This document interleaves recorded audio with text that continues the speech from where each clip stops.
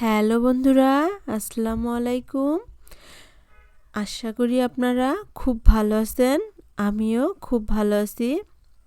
আমি আজকে আবারও একটি ভিডিও নিয়ে হাজির হয়েছি।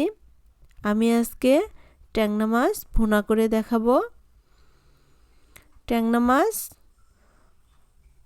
অনেকেই পছন্দ করে থাকেন।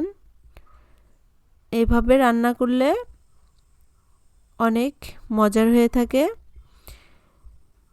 পুরো ভিডিওটি দেখার অনুরোধ রইল, স্কিপ না করে দেখতে থাকুন। আমি ট্যাংরা মাছগুলো খুব ভালো করে ধুয়ে পরিষ্কার করে নিয়েছি। এখন একটি ফ্রাই প্যান বসিয়ে দিয়েছি। এখানে আমি হাফ কাপ পরিমাণ তেল দিয়ে দিয়েছি। এখন আমি পেঁয়াজ কুচি দিয়ে দিচ্ছি।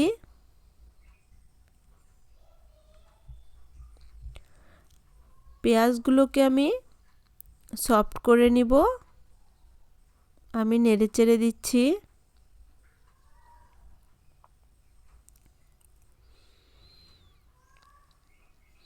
এখন আমি দিয়ে দিচ্ছি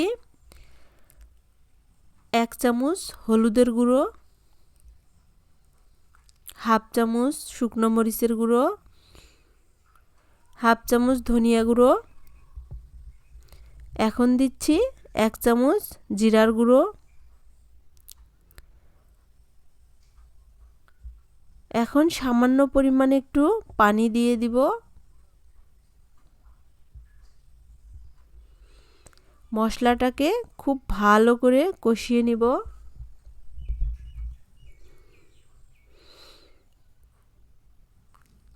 দেখুন বন্ধুরা, আমি মশলাগুলোকে কষিয়ে নিচ্ছি। এখন দিচ্ছি 1 চামচ লবণ,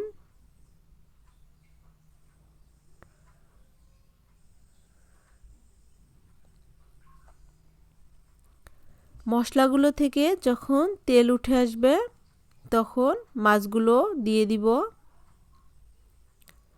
এখন আমি ট্যাংরা মাছগুলো দিয়ে দিচ্ছি। এই ট্যাংরা মাছ অনেকেও ভেজেও রান্না করে থাকেন। আমি আজকে এমনিতেই রান্না করলাম। একটু বড় সাইজ হলে ভেজে রান্না করে, ছোটোর জন্য আমি এমনিতেই রান্না করেছি। এখন নেড়েচেড়ে দিচ্ছি। আমি কষিয়ে নিব মাছগুলোকে। খুব বেশি নাড়া যাবে না।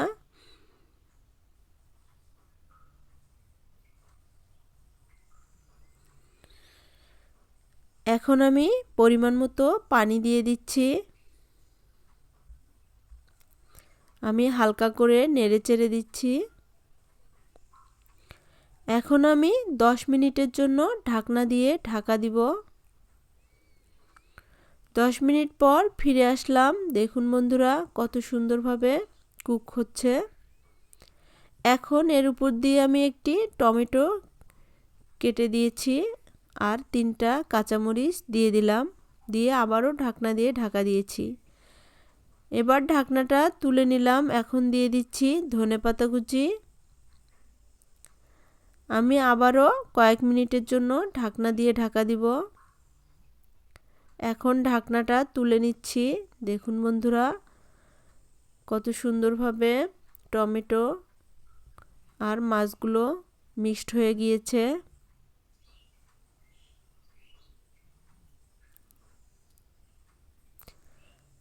দেখুন বন্ধুরা, একদম ঝোল শুকিয়ে এসেছে। এখন নামিয়ে নিব। আমি একটা প্লেটে নামিয়ে নিয়েছি। কত সহজভাবে আমার এই ট্যাংরা মাছ ভুনা হয়ে গেল। আপনারাও বাসায় এভাবে